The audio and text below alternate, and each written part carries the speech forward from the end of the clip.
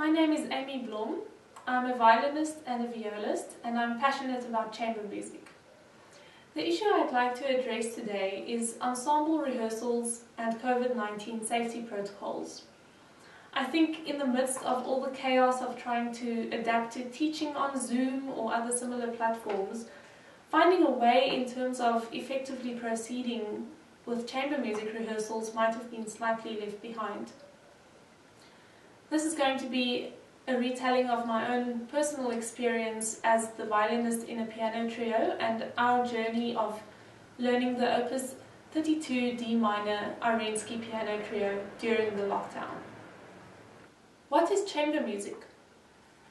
I believe that the very essence of chamber music lies in the term chamber.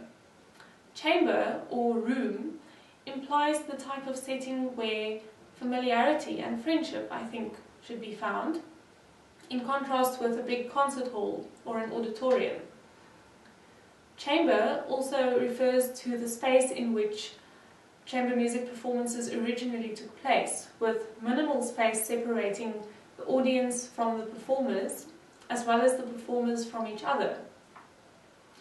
An important characteristic of chamber music is the fact that it is entirely performed and rehearsed without a conductor. This means that synchronizing and coordinating the performance is the responsibility of the musicians themselves.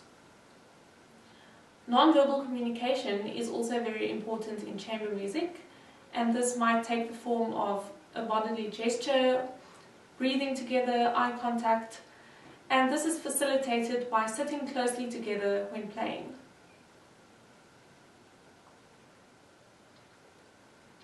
I've been part of a piano trio since 2015.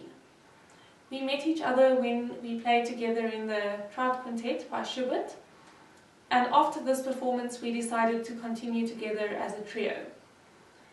Our goal was to have weekly rehearsals and performances as often as we could. When looking back now, I think having weekly rehearsals had a huge impact on the development of us as a group.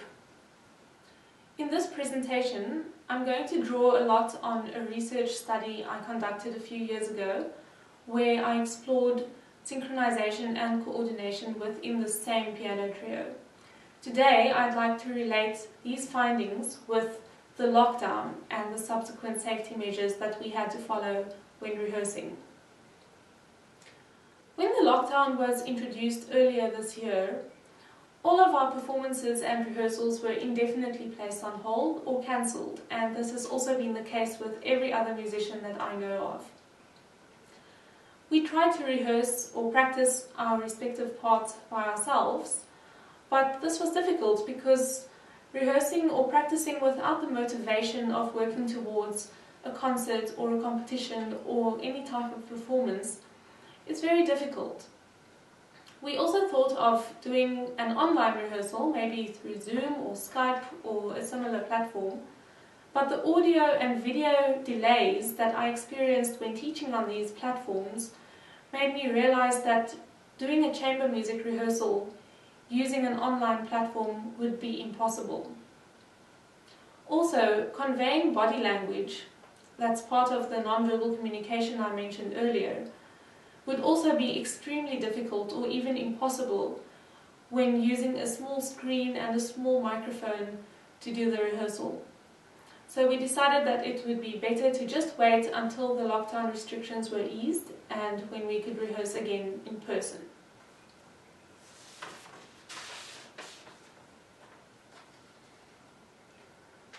Once the lockdown restrictions were slightly eased, we tentatively started rehearsing together again, following strict safety measures.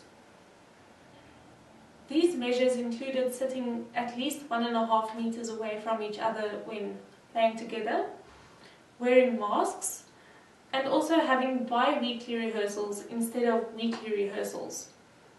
Each one of these measures impacted the way we function as a group, having significant effects on our playing together. On surface level, sitting 1.5 meters away from each other resulted in difficulties hearing and seeing each other. However, we realized that hearing and seeing each other isn't as effortless as in a pre-COVID environment, and there were many other more subtle difficulties that we also faced. Firstly, tempo changes were very difficult. Not only major tempo changes such as going from an adagio section to an andante section, for example, but all the accelerandos and protenutos and other similar smaller tempo changes were very difficult to coordinate due to the increased distance between us. I believe that the role of leadership in an ensemble depends on the specific musical material played at any given moment. Normally, the person who has the melody line would assume leadership for that section until the melody is passed to a different instrument. This means that there needs to be a flexibility in the leadership distribution depending on the repertoire which is rehearsed or performed. In our piano trio rehearsals during the lockdown, we realized that sitting 1.5 meters away from each other influenced the ease of the leadership flexibility, because it essentially felt like each of us was playing by ourselves instead of in a group. Leadership is shown and shared between ensemble members through the use of non-verbal communication. Non-verbal communication may take the form of a bodily gesture, such as swaying, changes in posture, eye contact, or a facial expression. Just as leadership is linked to the ensemble member with the most important part, non-verbal communication is also strongly linked to the specific repertoire that's being played. However, non-verbal communication, I believe, should be an ongoing process, whilst leadership, only one person at a time can assume this role. In communication, whether it's verbal or non-verbal communication, participation from both or all the parties involved is required. If we look at the transition from the adagio section into the piano motto section in the third movement of the Arensky, you'll see that the violin and cello parts are very similar. The rhythm is identical between the two parts, requiring both players to be perfectly in sync with each other.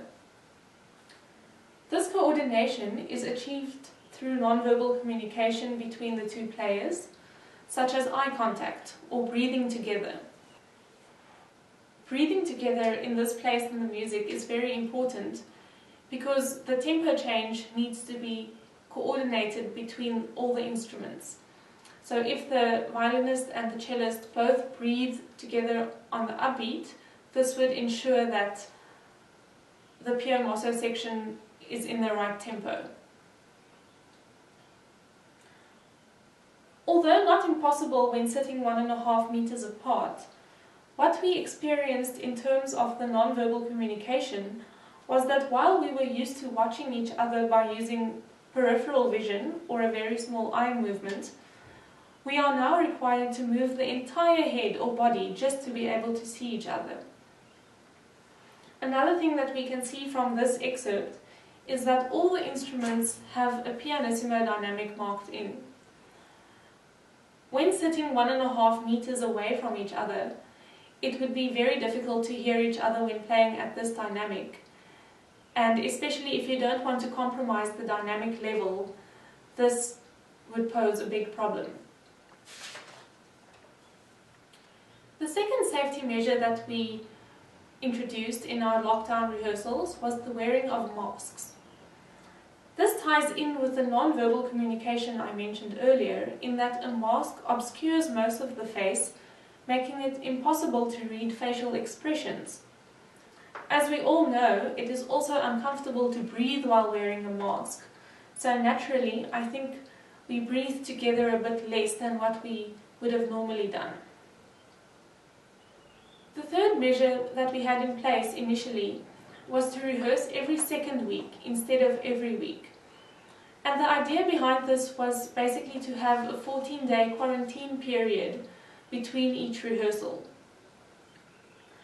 After a few weeks, we realized that there wasn't really any continuity that built up between rehearsals, and each rehearsal felt like a first rehearsal. I also think that this was a negative influence on the level of musical trust that we had built up from years of playing together almost every week. It became difficult for us to anticipate things like rubato, and just the general cohesion seemed to be less than normal. I'd now like to propose a few solutions to the issues we faced as an ensemble rehearsing during the lockdown. And even though the restrictions are being lifted, I think perhaps these solutions could help establish a more efficient rehearsal in general. The first point I'd like to mention is verbal communication. I believe that verbal communication is the basis of leadership establishment, as well as the establishment of non-verbal communication when playing together. The second thing is having a full knowledge of the whole score and not just knowing your own part when playing together.